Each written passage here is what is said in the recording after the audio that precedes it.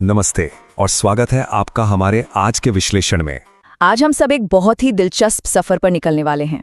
हम उपनिषदों और वेदांगों की दुनिया में उतरेंगे। ये वैदिक साहित्य के कह सकते हैं सबसे गहरे और सबसे आकर्षक हिस्से हैं। तो चलिए इस सफर की शुरुआत एक बड़े सवाल से करते हैं।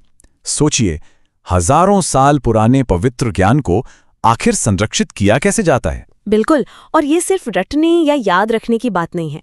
ये इस बारे में है कि उस ज्ञान को सही तरह से समझा कैसे जाए और असल जिंदगी में उतारा कैसे जाए। इस सवाल का जवाब हमें वैदिक साहित्य के आखिरी हिस्सों में मिलता है। इन्हें एक तरह से वैदिक ज्ञान का सार या अंतिम अध्याय कहा जा सकता है। हाँ, वेदों के बाद लिखे गए ये ग्रंथ दरअसल वेदों के दार्शनिक दिल की धड़कन है। तो चलिए इसमें और गहराई से उतरते हैं। तो सबसे पहले बात करते हैं उपनिषद शब्द की। ये दो शब्दों से मिलकर बना है। उप, जिसका मतलब है पास या समीप, और निषद, जिसका मतलब है बैठना। तो इसका सीधा साधा अर्थ हुआ गुरु के पास श्रद्धा के साथ बैठकर ज्ञान पाना। ये दिखाता है कि ये ज्ञान कितना व्यक्तिगत और सीधा गुरु से शिष्य तक पहुंचता था। और यही उपनिषद वेदों का दार्शनिक मर्म है। इनमें ब्रह्म ज्ञान यानी सबसे बड़े दार्शनिक सत्यों को अक्सर गुरु और शिष्य के बीच की बातचीत मतलब डायलॉग्स के जरिए समझाया गया है। और क्या आपको पता है, ये गद्य और पद्य यानी प्रोज और पोएट्री दोनों में लिखे गए हैं। शायद इसीलिए ये अपने गहरे विचारों के लिए पूरी दुनिया में इतने जाने जाते हैं। तो इनकी संख्या कितनी है? अच्छा, शुरू में तो 13 उपनिषदों को ही मुख्य माना जाता था, लेकिन समय के साथ साथ इनकी संख्या 100 से भी ज्यादा हो गई। ये तो ज्ञान की एक बहुत बड़ी लाइब्रेरी की तरह है जो हमेशा बढ़ती रहती है। ठीक है, तो अब जरा उपनिषदों के मुख्य विषयों पर नजर डालते हैं। हाँ, ये सिर्फ किताबें नहीं हैं। इन्हें ऐसे समझिए जैसे ये यथार्थ, आत्मा और ब्रह्मांड के स्वभाव पर की गई गहरी बातचीत का रिकॉर्ड हो। सबसे दिलचस्प बात यह है, जैसा कि यहाँ देखा जा सकता है, कि हर वेद के अपने खास उपनिषद हैं। मिसाल के तौर पर ऋग्वेद से ऐतरेय और कौशितकी उपनिषद जुड़े हैं, और सामवेद से छांदोग्य और केन। ये बनावट दिखाती है कि कैसे ये दार्शनिक विचार सीधे पुरानी वैदिक परंपराओं से ही निकले। मतलब हर वेद की अपनी एक अलग दार्शनिक शाखा है। और इनके दार्शनिक असर की तो बात ही क्या है।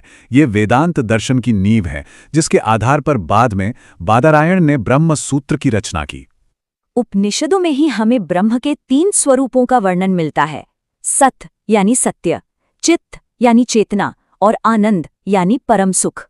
और महान आचार्य शंकराचार्य ने 10 मुख्य उपनिषदों पर अपनी टीकाएं लिखकर अद्वैतवाद यानी नॉन ड्यूअलिज्म के दर्शन की स्थापना की। ये एक बहुत बड़ा योगदान था।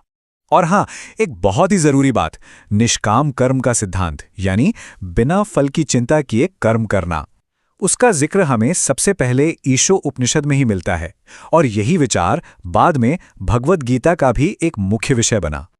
और ये हर आकार में आते हैं। एक तरफ है बृहदारण्यक उपनिषद जो सबसे बड़ा है, तो दूसरी तरफ है मांडुक्य उपनिषद जो सबसे छोटा है। इससे ये पता चलता है कि गहरे ज्ञान को किसी एक तय ढांचे की जरूरत नहीं होती। और बृहदारण्यक उपनिषद से ही हमें वो शक्तिशाली प्रार्थना मिलती है, तमसो मा ज्योतिर्गमय, यानी मुझे अंधकार से प्रकाश की ओर ले चलो। इसी उपनिषद में राजा जनक और ऋषि याज्ञवल्क्य के बीच की मशहूर बहस, मैत्रेयी और गार्गी जैसी महान विदुषियों का जिक्र, और यहाँ तक कि पुनर्जन्म के सिद्धांत का भी पहला उल्लेख मिलता है।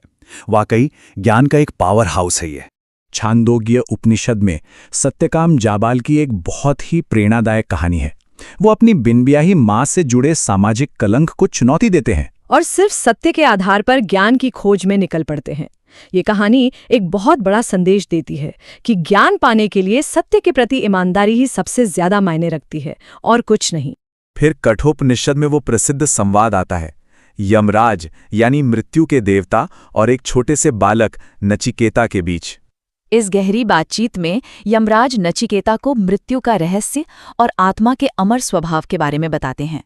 सच कहूं तो ये जीवन और मृत्यु पर लिखे गए सबसे गहरे संवादों में से एक है।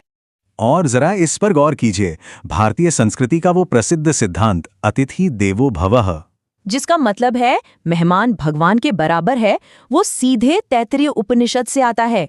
इससे पता चलता है कि ये विचार हमारी रोजमर्रा की जिंदगी का कितना गहरा हिस्सा बन चुके हैं। तो हमारे पास ये गहरा दर्शन तो है, लेकिन सवाल ये है कि इस ज्ञान को सही तरीके से सहेजा और समझा कैसे गया। यहीं पर वेदांगों की भूमिका आती है। देखिए, वेदों की भाषा बहुत ही सूक्ष्म और कठिन हो सकती है, तो वेदांगों को उन्हें समझने के लिए बनाए गए एक जरूरी टूलकिट की तरह समझा जा सकता है। कुल मिलाकर 6 वेदांग हैं, या जिन्हें वेदों के अंग भी कहते हैं। ये वो सहायक विषय हैं जो हर चीज के लिए जरूरी है। मंत्रों के सही उच्चारण से लेकर यज्ञ अनुष्ठानों को ठीक से करने तक। और इन सभी 6 वेदांगों का एक साथ जिक्र हमें सबसे पहले मुंडक उपनिषद में मिलता है। और इन्हें समझने का एक बहुत ही शानदार तरीका है। प्राचीन ऋषियों ने इनकी तुलना इंसान के शरीर के अंगों से की है। जैसे शिक्षा यानी ध्वनि विज्ञान को नाक माना गया है, जो सांस और उच्चारण में मदद करती है। कल्प यानी कर्मकांड हाथ हैं, क्योंकि सारे काम हाथों से ही होते हैं। व्याकरण को मुख माना गया है। निरुक्त यानी शब्दों की उत्पत्ति का विज्ञान कान है, ताकि शब्दों का सही अर्थ सुना और समझा जा सके। और छंद यानी मीटर को पैर माना गया है, जो कविता को लय देते हैं। और आखिर में ज्योतिष यानी आंखें, जो यज्ञ और अनुष्ठानों के लिए सही समय देखती हैं। कितना सहज और सरल तरीका है इसे याद रखने का। चलिए अब इन्हें एक एक करके समझते हैं। पहला है शिक्षा यानी उच्चारण का विज्ञान। इसका पूरा ध्यान स्वरों और व्यंजनों के एकदम सही उच्चारण पर होता है। इसका और विस्तार हमें प्रातिशाख्य ग्रंथों में मिलता है, जो वेदों की अलग अलग शाखाओं के लिए उच्चारण के नियम बताते हैं। इसके बाद आता है कल्प। इसका शाब्दिक अर्थ है विधान या नियम। और जैसा कि हमने कहा, क्योंकि इसका संबंध अनुष्ठानों और यज्ञों को कैसे करें से है, इसे वेदों का हाथ कहा जाता है। कल्प सूत्रों को 4 मुख्य हिस्सों में बांटा गया है।